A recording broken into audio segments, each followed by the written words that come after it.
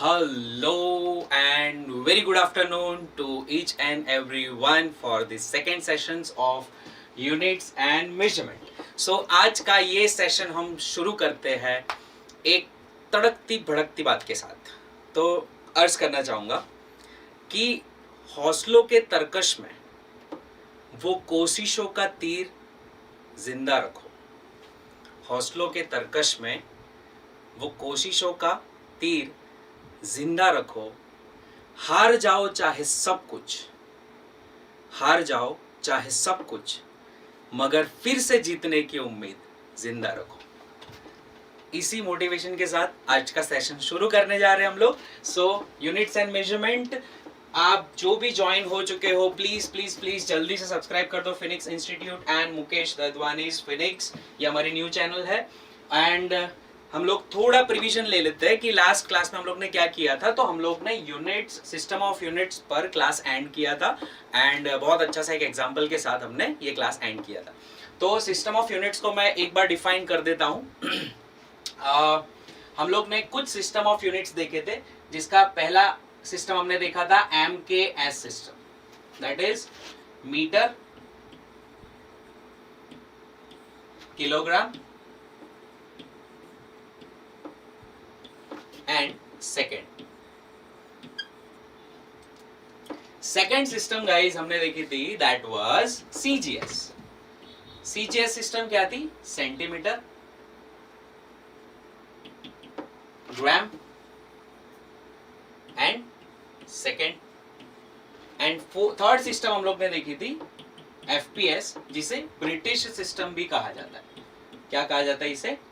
British system भी कहा जाता है। इसके बारे में हम लोग ने बात की। तो अलग अलग सिस्टम्स जो थी वो फॉलो होती थी, फुट पाउंड सेकेंड, अलग अलग जगह पर अलग अलग सिस्टम फॉलो की जाती थी। तो हमारे इंडिया में हम लोग MKS यूज करते थे, ब्रिटिशर्स जो है FPS यूज करते थे। लेकिन ये सारी चीजों से तंग आ गया था इंटरनेशनल बाजार। जहां भी इंटरनेशनल ट्रेड होता था, ब्रिटिशर्स कहते थे हम लोग मीटर, किलोग्राम, सेकेंड में ही एक्सेप्ट करेंगे, कुछ भी कन्वर्जन है तो सॉरी FPS में एक्सेप्ट करेंगे। इंडियंस कहते हैं हम लोग MKS में एक्सेप्ट करेंगे, बाकी कहते हैं हम CGS में एक्सेप्ट करेंगे। तो एक्चुअली फ्रेंच पीपल जो थे, वो फ्रेंच रिवॉल्यूशन के टाइम पर वो लोग ऐसे पहले लोग थे जिन्होंने इसको यूनिफाई करना चाहा कि यार ये सारी सिस्टम हटाओ, हम लोग एक ही सिस्टम के बारे में बात करेंगे, हम लोग सिर्फ एक सिस्टम पे चलते हैं। तो फ्रांस में उस टाइम पे मेजरमेंट का जो ब्यूरो है, वो मेजरमेंट ब्यूरो ने एक कॉन्फ्रेंस का उन्होंने प्लानिंग किया कि वॉइस आ रहा है ना? ओके। सो कॉन्फ्रेंस का प्लानिंग किया, और वो जो मेजरमेंट का जो कॉन्फ्रेंस था, वो कॉन्फ्रेंस फ्रांस के अंदर हुआ था, पेरिस के अंदर। तो वहां पर बर्थ हुआ एक नई सिस्टम का, जिसे आज जाना जाता है और तब से ही जाना जाता है 1971 से, if I am not wrong, 1971 के अंदर ये जो इंटरनेशनल कॉन्फ्रेंस हुई थी, वहाँ पे सारे देश के लोग, सारे देश के रिप्रेजेंटेटिव्स गए थे। और वहाँ पर फिक्स हुआ कि यार एक चीज़ फिक्स करते हैं, हम लोग इंटरनेशनल ट्रेड जो भी होगा, हम लोग एक ही यूनिट को फॉलो करेंगे। तो SI सिस्टम के अंदर 7 फंडामेंटल यूनिट्स को डिसाइड किया गया, 7 फंडामेंटल यूनिट्स। उसमें क्वांटिटीज भी डिसाइड हुई और उसके बेस पर यूनिट्स भी डिसाइड हुई। जैसे मैंने कहा था ना आपको, फिजिकल क्वांटिटीज अगर लेंथ है तो उसकी यूनिट मीटर होती है, फिजिकल क्वांटिटी टाइम है तो उसकी यूनिट सेकेंड होती है, फिजिकल क्वांटिटी टेम्परेचर है तो उसकी यूनिट केल्विन या सेल्सियस या फ़ारेनहीट होती है। तो यहाँ पर फिजिकल क्वांटिटीज भी 7 डिफाइन हुई, एंड उन फिजिकल क्वांटिटीज की स्टैंडर्ड यूनिट्स 7 डिफाइन कर दी गई। डिफाइन आई मीन वो कभी चेंज नहीं हो सके, ऐसे परमानेंट क्राइटेरिया के बेस पर डिफाइन की गई, राइट। सो वो SI सिस्टम की कौन सी ऐसी 7 फंडामेंटल यूनिट्स थी, उसके बारे में हम लोग बात करेंगे, और हर एक यूनिट को मैं डिफाइन करूंगा। मैंने कहा था कंटेंट बहुत इन डेप्थ होगा, कुछ भी ऊपर ऊपर से नहीं, एवरीथिंग इन डेप्थ। तो SI सिस्टम के अंदर पहली सिस्टम, पहली यूनिट, पहला फिजिकल फंडामेंटल क्वांटिटी जो डिफाइन हुई, that was length.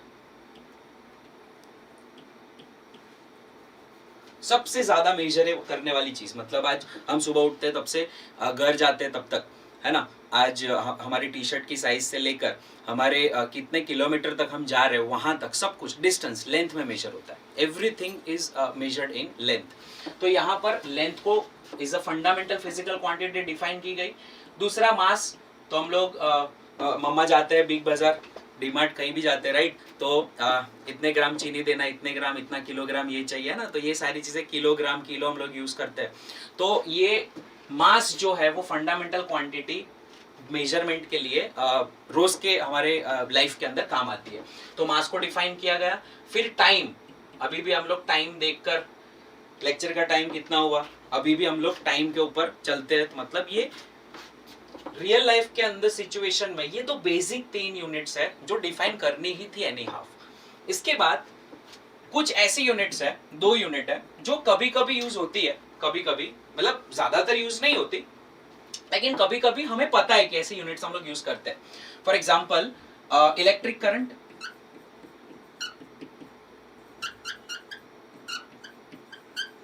Electric current and temperature.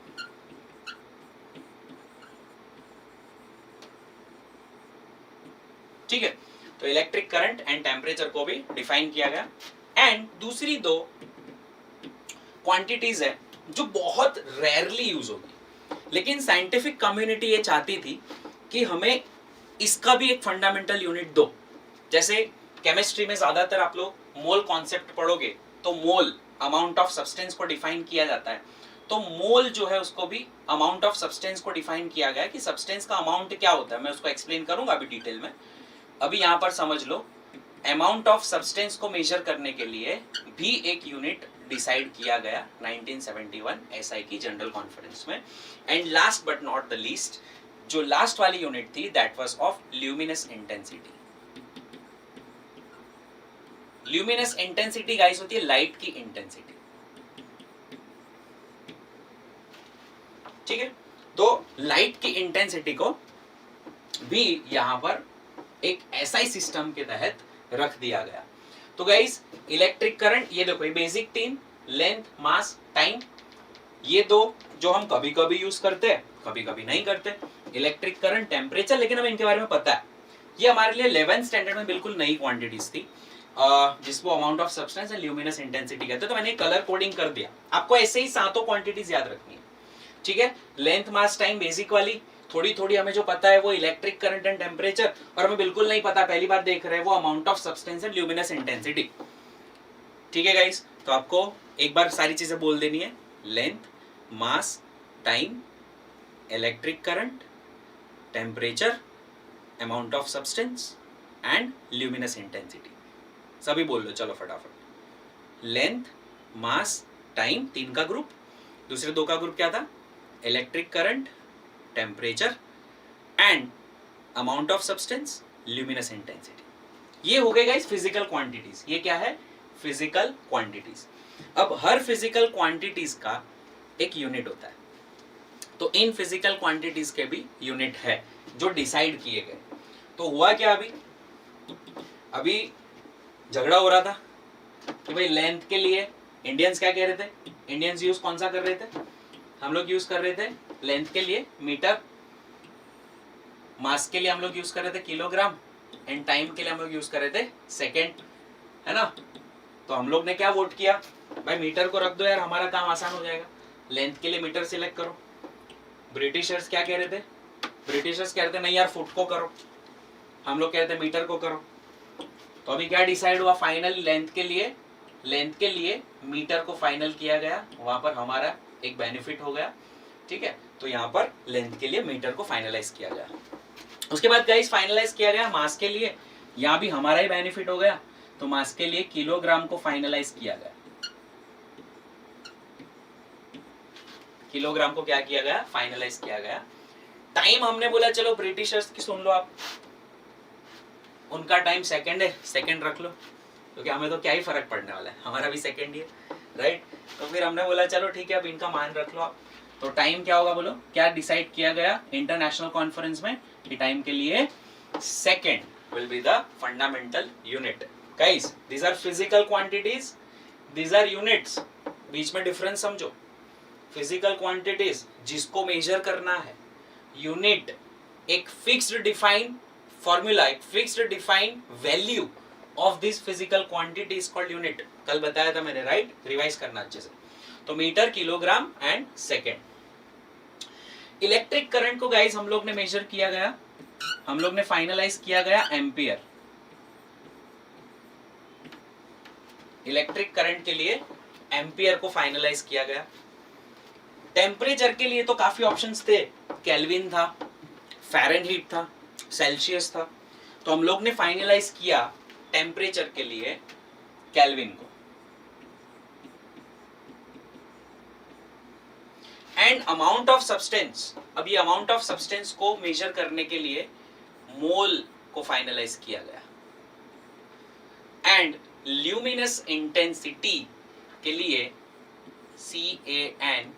CANDELA, it's candela, it's not Khandala, it's candela, it sounds like Khandala but it's candela. ठीक है, तो कैंडेला को ल्यूमिनस इंटेंसिटी के लिए फाइनलाइज किया गया। So amount of substance mole, luminous intensity के लिए कैंडेला। सो गाइस ये क्या हो गई, सारी यूनिट्स हो गई। देखो 3 चीजें आपको याद रखनी है, 7 फंडामेंटल क्वांटिटीज के 7 यूनिट्स और हर यूनिट्स का एक सिंबल। 3 चीजें याद रखिए। सिंबल मैंने बनाई नहीं, अब सिंबल बनाने जा रहा हूं। ठीक है, तो सबसे पहले चलो वापस रिवाइज कर लेते हैं। Length, mass, time, electric current, temperature, amount of substance and luminous intensity. Length के लिए मीटर, मास के लिए किलोग्राम, टाइम के लिए सेकेंड, इलेक्ट्रिक करंट के लिए एम्पियर, टेम्परेचर के लिए केल्विन, अमाउंट ऑफ सब्सटेंस के लिए मोल एंड ल्यूमिनस इंटेंसिटी के लिए कैंडेला। इतनी चीजें याद हो गई, डन। अच्छे से रिवाइज करते हुए चलेंगे आगे। तो अभी नेक्स्ट हमें क्या फाइनलाइज करना था, अब हमें उनके सिंबल देने थे कि सिंबल क्या देंगे। तो सिंबल के लिए हम लोग ने, चलो मैं अलग पेन यहाँ पर यूज कर रहा हूँ for symbol. Let's take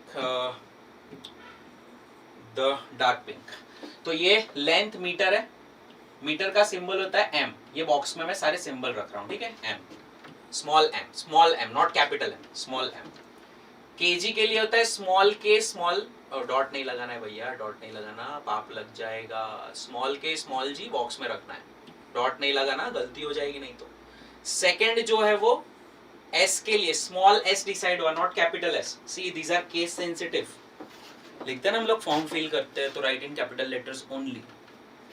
the characters, password लिखते हैं, the characters are case sensitive, these are also case sensitive. Mass metre के लिए एम जो है वो कैपिटल नहीं लिख सकते, पाप लगेगा, मार्क्स कटेंगे, नंबर कटेंगे। किलोग्राम के लिए स्मॉल के, स्मॉल जी ही होना चाहिए, के और जी के बीच में डॉट भी नहीं, एंड में भी डॉट नहीं, नहीं चलाएंगे। नेक्स्ट है टाइम के लिए सेकंड, सेकंड का सिंबल स्मॉल एस ही होना चाहिए, कैपिटल एस नहीं चलेगा। इलेक्ट्रिक करंट जो है वो एम्पियर में मेजर किया जाता है गाइस। जब आप एम्पियर लिखते हो तो आप 2 तरीके से लिख सकते हो, क्योंकि एक साइंटिस्ट का नेम है तो उसे सिर्फ कैपिटल ए कह सकते हैं, और अगर उसको पूरा एम्पियर लिखना है तो आप कैपिटल में नहीं लिख सकते, आपको स्मॉल में ही लिखना पड़ेगा। तो याद रखो, अगर साइंटिस्ट का नाम है तो स्मॉल में लिखो, अगर इनिशियल लेटर लिख रहे हो तो सिर्फ कैपिटल ए, अगर पूरा लिख रहे हो तो स्मॉल ए। देखो बहुत छोटी छोटी चीज है, बहुत छोटी छोटी चीज है, लेकिन एग्जाम्स के अंदर ये सारी चीजें पॉइंट की जाती है कि आपको कितनी सेंसिटिवली, कितने डेप्थ में चीजें पता है। तो कोई भी कंटेंट पढ़ो, ऑलवेज डेप्थ में पढ़ो, ठीक है। ये सारी चीजें बहुत जरूरी है। टेम्परेचर केल्विन, अच्छा ये भी एक साइंटिस्ट का नेम है, तो इसको या तो हम कैपिटल के कहेंगे और इसको हम क्या कह सकते हैं, स्मॉल KELVIN, ठीक है। नेक्स्ट अमाउंट ऑफ सब्सटेंस, मोल है, सिर्फ ई हटा दो तो इसका सिंबल मिल जाएगा MOL, ठीक है। और ल्यूमिनस इंटेंसिटी जो है वो C, capital C small d, candle, ठीक है। तो ये हो गई क्या हमारी सारा, ये पूरा चार्ट, ये आपको नोट्स में डिस्क्रिप्शन बॉक्स में हम लोग डाल देंगे PDF। ये चार्ट आपको अच्छे से याद रखना है, केस सेंसिटिव है, हर चीज अच्छे से याद रखनी है। ये सिंबल्स का अपना कुछ मीनिंग है, उनको भी अच्छे से आपको याद रखना है, ठीक है गाइस। तो आई होप आपको ये पता चल गया होगा कि SI सिस्टम ने 7 यूनिट्स दी थी, उसके अलावा उन्होंने 2 सप्लीमेंट्री यूनिट्स भी दी है। लेकिन उसको मैं बहुत ही डिटेल में एक्सप्लेन करूंगा। लेकिन लेकिन लेकिन ये सारी क्वांटिटीज को समझने के बाद, जैसे किलोग्राम ऐसे हवा में नहीं बोल दिया उन्होंने कि 1 किलोग्राम क्या होता है, 1 किलोग्राम को डिफाइन किया है। There is a definition of kilogram. Kilogram ऐसा नहीं कुछ भी होता है। 1 मीटर की लेंथ कुछ भी नहीं होती, उसको डिफाइन करते हैं और वो डेफिनेशन सदियों तक चलेगा। वापस अगर दुनिया के सारे 1 मीटर बर्बाद हो जाते हैं, सारे 1 मीटर खत्म हो जाते हैं और वापस आपको 1 मीटर की लेंथ बनानी है, तो सिर्फ वो डेफिनेशन से आप बना सकते हो। मतलब ये सारी क्वांटिटीज को डिफाइन किया गया है, ऐसी चीज से डिफाइन किया गया है जो कभी चेंज नहीं होगी, जो हमारी जनरेशन्स भी आ जाएगी और सारे किलोग्राम चले जाएंगे, फिर भी 1 केजी को वो वापस बना पाएंगे। ठीक है, लेकिन ये मैं बात कर रहा हूँ, कब की बात कर रहा हूँ, 1971, और कुछ यूनिट्स तो 1800 मतलब 19th सेंचुरी के मिड में भी बनाई हुई है, 1889 में कोई बनाई हुई है। तो तब इतनी एक्यूरेसी नहीं होती थी। आज 2019 में इन्हें वापस रिवाइज किया गया, काफ़ी सारे यूनिट्स को वापस रिवाइज किया है, इवन किलोग्राम को वापस रिवाइज किया गया।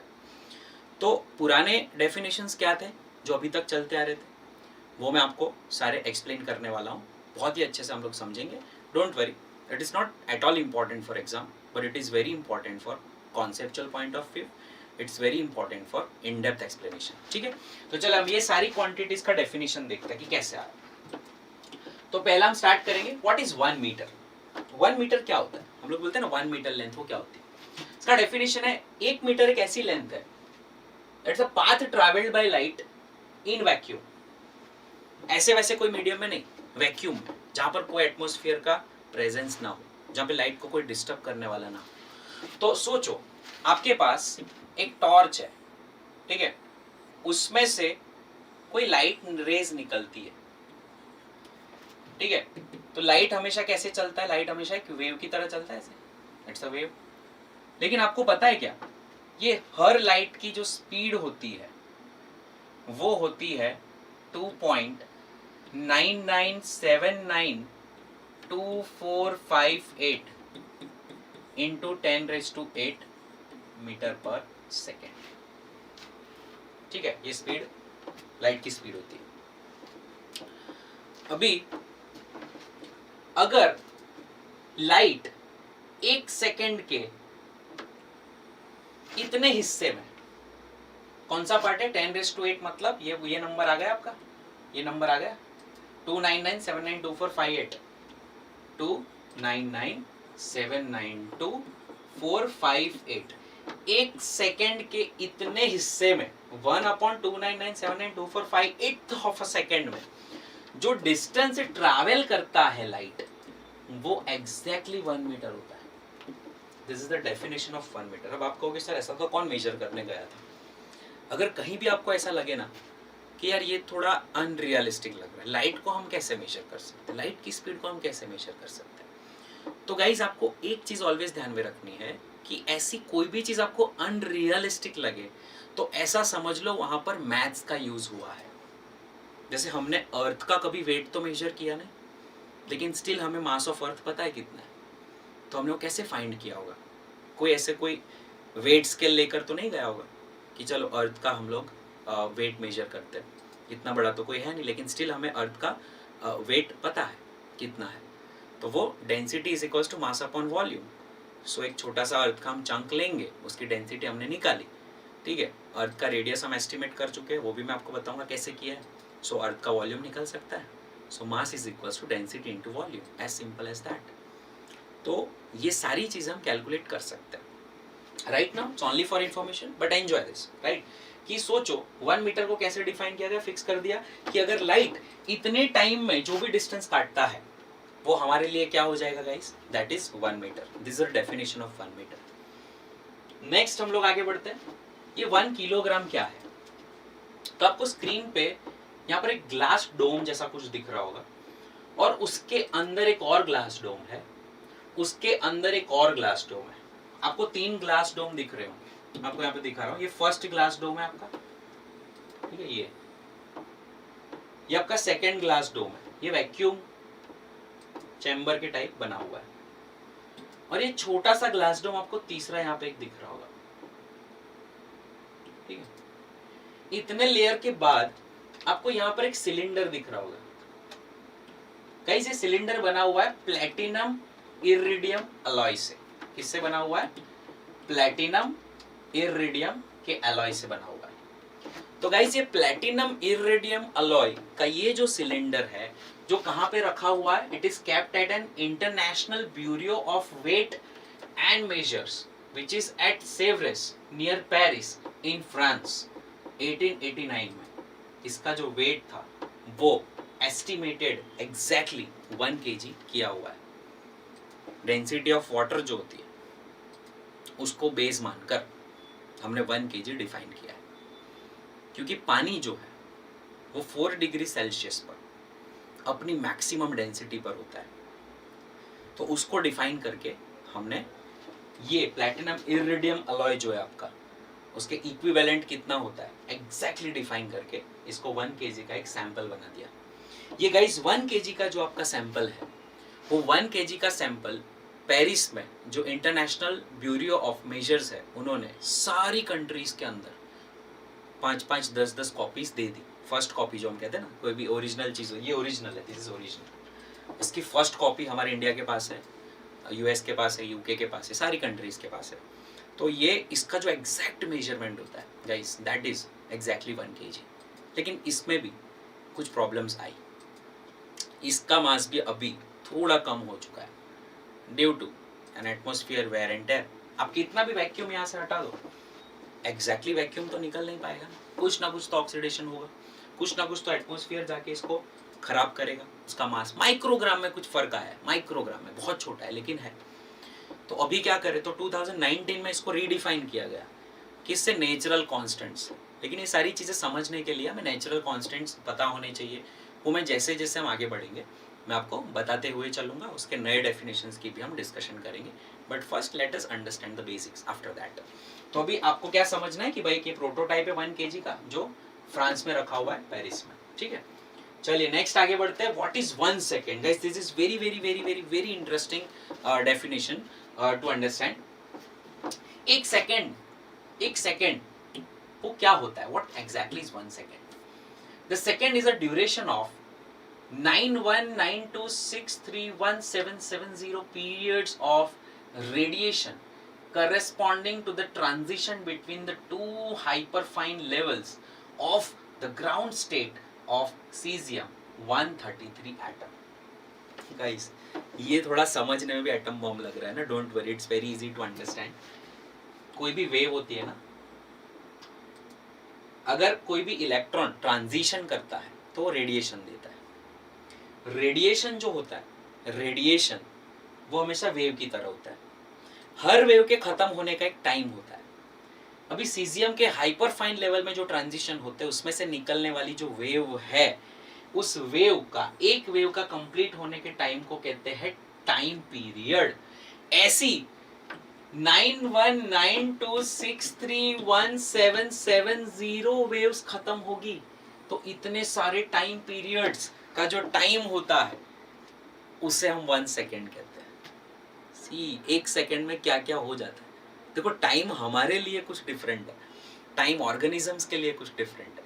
टाइम का अपना अपना कुछ इंपॉर्टेंस है। हमारी जो एज है 60, 70, 80 ईयर्स, तो अगर हम एस्ट्रोनॉमिकली देखें तो वो कुछ नहीं है, उनको तो कुछ फर्क नहीं पड़ता। उनको तो 5000 साल, 10,000 साल, 1 करोड़ साल, मिलियन ईयर्स, उसमें कुछ फर्क दिखता है।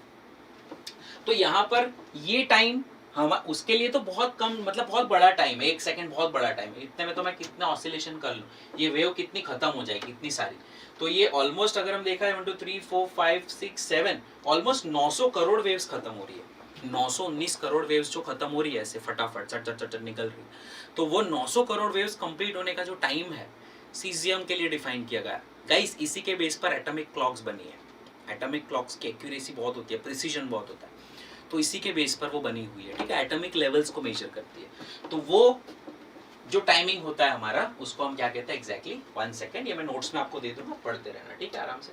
सिर्फ समझना, it's not for exam orientation but to understand the in depth concepts की ये सारी यूनिट्स कैसे है। क्योंकि मैंने कल के लेक्चर में आपको कहा था कि ऐसे कोई भी हवा में यूनिट्स नहीं होगी। अब से इंटरनेशनली एक्सेप्टेड चीज़ वही होगी जो डिफाइंड है, जिसे वापस बनाया जा सकता है।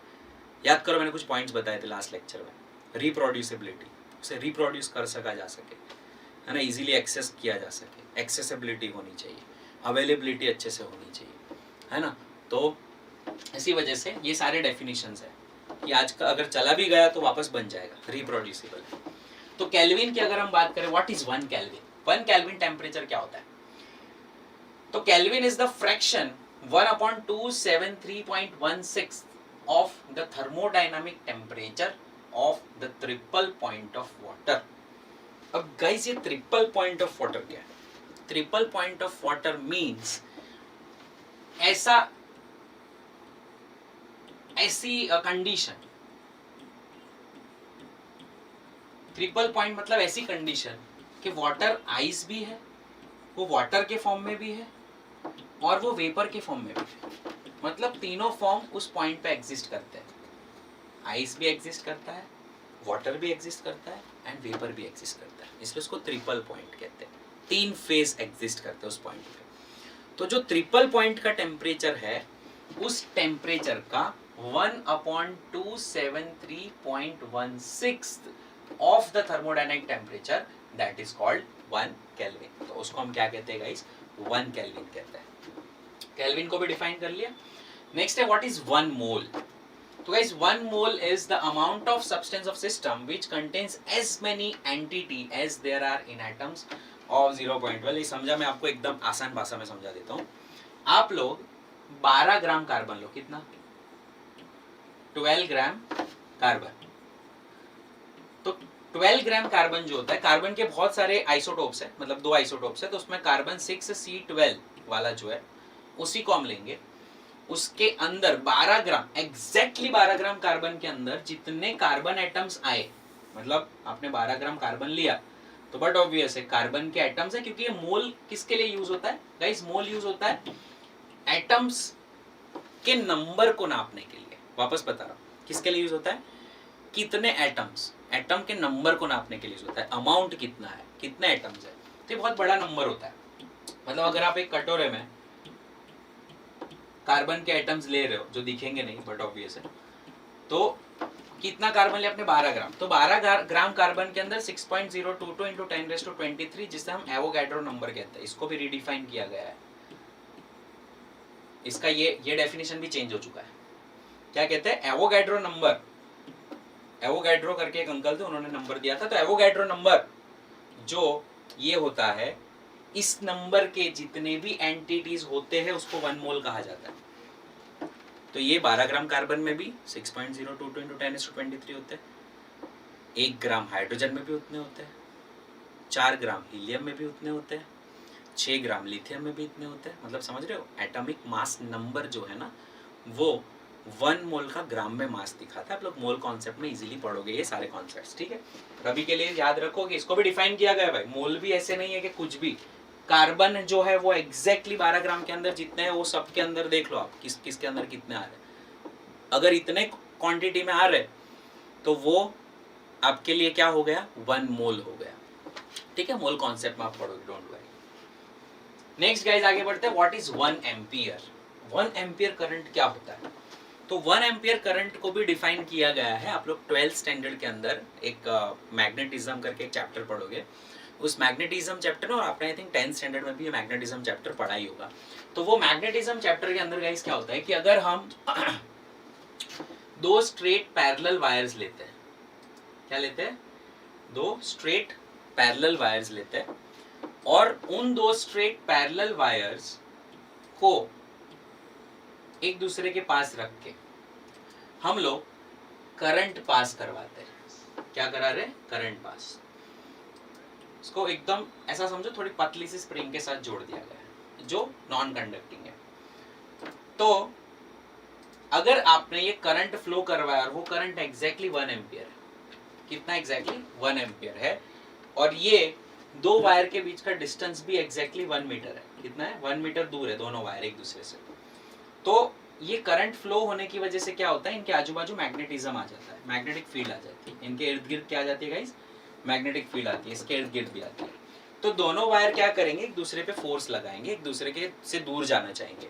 तो जब ये वायर यहाँ पर जाएगा, जब ये वायर यहाँ पर जाएगा, तो ये स्प्रिंग के अंदर कुछ वेट मतलब खींचान उसको फील होगा, थोड़ा एक टेंशन फील होगा, और वो एग्जैक्टली अगर 2 × 10⁻⁷ न्यूटन पर मीटर का है तो इसमें जो फ्लो होने वाला करंट है दोनों में वो एग्जैक्टली 1 एम्पियर होगा। एक और चीज बता दूं, 2019 में इसे भी चेंज किया गया क्योंकि इसे भी नेचुरल कांस्टेंट के साथ जोड़ा गया कि इतने चार्ज का जो फ्लो होता है उसे हम 1 एम्पियर कहते हैं। तो वो भी हम 12th स्टैंडर्ड में मैं आपको अच्छे से डिफाइन करके दूंगा, ठीक है। तो अभी ये समझो पुरानी यूनिट है, कब का डेफिनेशन है, 1948, आज़ादी के 1 साल बाद, ठीक है। तो तब का ये डेफिनेशन दिया गया है, तो डिफाइन इस तरह से भी उसको किया जाता है, लेकिन अभी ये चेंज्ड है। तो ये बात हो गई गाइस किसकी, दिस इज 1 एम्पियर। अभी कौन बचा है, चलो ठीक है, खंडाला बचा, चलो candela. The candela is the luminous intensity in a given direction of source that emits monochromatic radiation of frequency this much and has a radiation intensity this much per steradian। Sir सब ऊपर से का पता नहीं चला क्या कहना चाहते हैं। तो ये लाइट की इंटेंसिटी नापने के लिए है। अगर ये सब पढ़ोगे ना आप, स्टेरेडियन क्या है ये पढ़ोगे आप आगे, वॉट क्या है पावर वो पढ़ोगे, हर्ट्ज क्या है फ्रीक्वेंसी वो हम पढ़ेंगे। उसके बाद अगेन आप ये लेक्चर जब रिवीजन के टाइम पे देखोगे तो this everything will make sense, everything you will understand. वापस जब भी ये रिवीजन का लेक्चर खोलोगे ना, ये सारी चीजें आसानी से जैसी जैसी लिखी है वैसे आपको पता चल जाएगी कहना क्या चाहता है, ठीक है। तो अगर हम किसी लाइट को किसी सोर्स से एमिट करते तो लाइट ऐसे ऐसे जाता है, ठीक है। तो एक सॉलिड एंगल बनाता है यहाँ पे। अगर ये सॉलिड एंगल 1 स्टेरेडियन है तो यहाँ पर ये एरिया में, ठीक है, जितना भी पावर आ रहा है radiant intensity in that direction of 1/6 what पर स्टेरेडियन, मतलब एक स्टेरेडियन में 1/683 वॉट जितनी एनर्जी अगर आती है। और हाँ, लाइट भी कोई भी नहीं, मोनोक्रोमेटिक मतलब एक ही कलर का लाइट, एक ही कलर का लाइट, एक ही फ्रीक्वेंसी का लाइट, जिसकी फ्रीक्वेंसी फिक्स होनी चाहिए। कितनी, 540 × 10⁻12 हर्ट्ज। अब फ्रीक्वेंसी क्या है सर, तो ये भी मैं आपको समझाऊंगा कि एक सेकंड में कितना ऑसिलेशन कंप्लीट होता है, सर फ्रीक्वेंसी कहते हैं। तो देखो कितने सारे खत्म हो रहे हैं, 10⁻12, ठीक है, बहुत ज्यादा है। तो अगर ऐसी फ्रीक्वेंसी का लाइट जब यहाँ पे एनर्जी देता है एग्जैक्टली इतनी होती है, तो इस पूरे ल्यूमिनस इंटेंसिटी को हम लोग गाइस क्या कहते हैं, कैंडेला कहते हैं। क्या कहते हैं, कैंडेला। तो ये सारे डेफिनेशंस जो हमने देखे गाइस, ये आपको पता होना बहुत जरूरी है। This is historic things. जैसा मैंने कल बहुत बड़ी बड़ी बातें करी थी कि 1 किलोग्राम मतलब ऐसे यूनिट नहीं हो सकता, उसको डिफाइन करना पड़ता है, कुछ ऐसे फंडामेंटल क्वांटिटीज के साथ उसको करना पड़ता है। तो ये मैंने आपको सारे एग्जांपल्स दिए कि कोई भी चीज़ हवा में नहीं है, एवरीथिंग इज डिफाइंड। कल एक कैंडेला चला गया ना तो नया बन जाएगा, कल 1 किलोग्राम नहीं होगा नया बन जाएगा, 1 एम्पियर नहीं होगा, दुनिया के सारे एमीटर खत्म हो जाएंगे, नया बन जाएगा। डोंट वरी, हमारे पास कैसे बनता है वो फॉर्मूला है। अगर मैकडोनल्ड के सारे बर्गर चले गए पर तो उसकी रेसिपी लिखी हुई है, वो रेसिपी से आप वापस वही बर्गर बना लोगे, वापस वही टेस्ट ले आओगे। तो वही चीज़ गाइज यहाँ पर फॉलो होती है। इसीलिए मैंने आपको ये सारी चीज़ें एक ब्यूटीफुल से कॉन्सेप्ट्स बताए जो कहीं ना कहीं आपको काम लगेंगे आगे जाकर, लेकिन इन डेप्थ नॉलेज होना ज़रूरी है, ठीक है। अगर कोई आपको पूछ लेता है as a science student what is 1 second, है ना, तो आपको पता होना चाहिए एग्जैक्टली 1 सेकेंड क्या होता है। चलिए तो आगे बढ़ते हैं गाइस। अभी हम बात करने वाले हैं नेक्स्ट कुछ प्रीफिक्सेस की बात करने वाले हैं। अब ये किस काम की चीज़ है, तो ये बड़े काम की चीज़ है, इसके ऊपर क्वेश्चंस बहुत सारे बनते ही है। ये मैंने सिर्फ रेफरेंस के लिए रखा हुआ है, मैं आपको पूरा बोल के बताऊंगा कि आपको कैसे बोलना है, ये कैसे याद रखना है, ठीक है। हम लोग इसकी प्रैक्टिस भी करेंगे, फाइन। चलिए तो आपका आज का होमवर्क है ये, दिस इज योर होमवर्क। क्या, ये सारे प्रीफिक्सेस याद रखना है। सर इसका काम क्या है, पहले बताओ काम क्या है, तो हम याद रखेंगे। हाँ, बच्चों का यही होता है सर, फर्स्ट से काम क्या आएगा, तो उसके एमसीक्यूज आएंगे, कन्वर्जन आएंगे बहुत सारे, एंड तक 12th के एंड तक सब काम में आने वाला है। तो मैं आपको समझा देता हूँ ये चीज़ है क्या। फॉर एग्जाम्पल मैंने किलोग्राम तो बता दिया, चलो मैंने मान लिया मैंने सेकेंड बता दिया आपको, या मीटर बता दिया, ठीक है, मीटर ही है। तो मैं मीटर से क्या मेजर कर सकता हूँ, ऐसी चीज़ें मेजर कर सकता हूँ जो मीटर की लेंथ के अंदर आ जाए, यस और नो, याद है ना अपना ये 1 मीटर वाला डेफिनेशन। तो इतनी जो लेंथ होगी वो आराम से मेजर हो सकते हैं। लेकिन अगर मुझे पेंसिल की टिप मेजर करनी है अगर मुझे पेंसिल की टिप मेजर करनी है तो क्या वो मीटर से हो पाएगी? नहीं, इसके लिए तो सर कुछ छोटा सा कुछ चाहिए, बहुत छोटी सी स्केल चाहिए। अच्छा, मुझे मेरे हेयर की थिकनेस मेजर करनी है, क्या वो हो पाएगी मीटर की स्केल से? मुझे यहाँ से मुंबई का डिस्टेंस मेजर करना है, फ्रॉम वडोदरा टू मुंबई, क्या वो मेजर हो पाएगा? नहीं। तो उसके लिए हमें क्या चाहिए? हम उसे सेंटीमीटर में भी मेजर नहीं करते। तो गाइस, ये मीटर जो है वो हमारी कन्वीनियंसी के हिसाब से हम बड़ा या छोटा कर सकते हैं। अगर मीटर के आगे किलो लग जाता है तो वो 1000 मीटर हो जाते हैं, 1000 मीटर। तो वो जो किलो है उसकी कुछ वैल्यू होती है। जैसे हम लोग कहते हैं 1K, तो 1K होता है 1000, 1000। अब 1K के आगे क्या लगता है? मीटर, तो किलोमीटर हो गया। ग्राम तो किलोग्राम हो गया। सेकंड तो किलो सेकंड हो गया। हम हमारे दिमाग में क्या एसोसिएट करके रखते हैं? किलो मतलब सिर्फ वजन, वेट के लिए। ऐसा ज़रूरी नहीं है। हम शॉपकीपर को जाके कहते हैं कि 5 किलो गेहूं दे दो, तो अगर मुझे कोई पूछता है 5 किलो गेहूं दे दो तो मैं 5000 गेहूं गिन के दूंगा, ये लो पकड़ भाई, है ना। अच्छा, वो साइंस पढ़ा नहीं है तो आपको 5 किलोग्राम दे दो। आपको ग्राम बोलना ज़रूरी है, आपने ग्राम नहीं बोला, सिर्फ किलो बोला, तो किलो की कुछ वैल्यू है। तो वही चीज़ यहाँ पर मैं आपको बताने वाला हूँ कि किलो क्या होता है। किलो होता है 10⁻³ को हम किलो कहते हैं, 10⁻³ को हम किलो कहते हैं, 1000। तो वैसे ही आपको ये पूरा याद रखना है, एटलीस्ट एक्सा से लेकर एटो तक। भले आप लोग पूरा भी याद रखो, लेकिन इतना तो बहुत जरूरी है, इतना आपको पूरा याद होना चाहिए। भले ऊपर के दो नीचे के दो छोड़ दो, क्योंकि वो रेयरली यूज होते ही नहीं है पूरे सिस्टम में, मैंने तो कहीं यूज नहीं किया इसे, लेकिन आपको पता होना चाहिए, इसलिए यहाँ पे नोट्स में डाला हुआ है। तो ये आपको पता होना चाहिए, exa, peta, tera, giga, mega, kilo, hecto deca, deci, centi, milli, micro, nano, pico, femto, atto. Music बना लेना। Exa, peta, tera, giga, mega, kilo, hecto deca, deci, centi, milli, micro, nano, pico, femto, atto. हर class 10 minute में कर देती है। आपका आज का काम क्या है? 10 मिनट से ज्यादा नहीं लगते याद रखना, सिर्फ 2-2 की जोड़ी बना लो।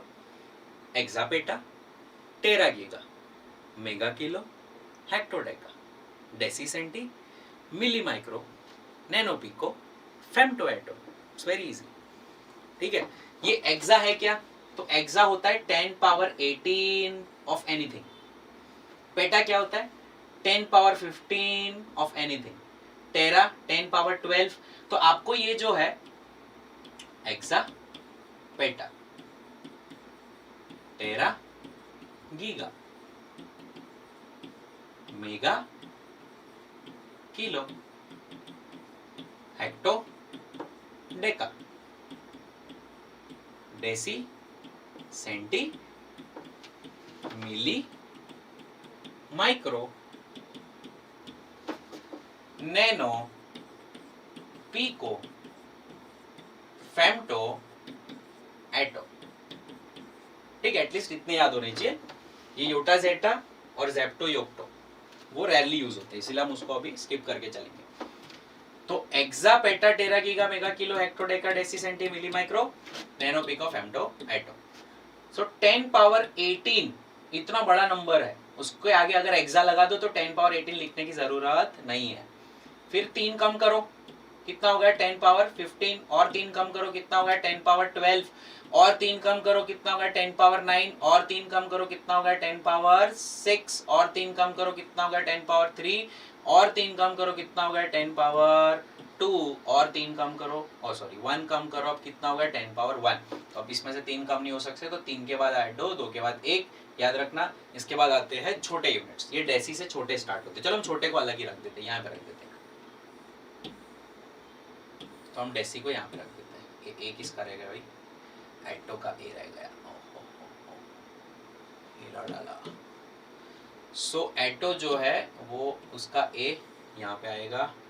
एम किसका था भाई? ये माइक्रो का था। अच्छा, माइक्रो का एम यहाँ पे, और हम इसको यहाँ पे सेट कर देते हैं और इसको यहाँ पे सेट कर देते हैं। इनका कलर भी थोड़ा चेंज कर देते हैं ताकि मिली वाले थोड़े अलग दिखे, थोड़ा डार्क कलर रख देते हैं, यस फाइन।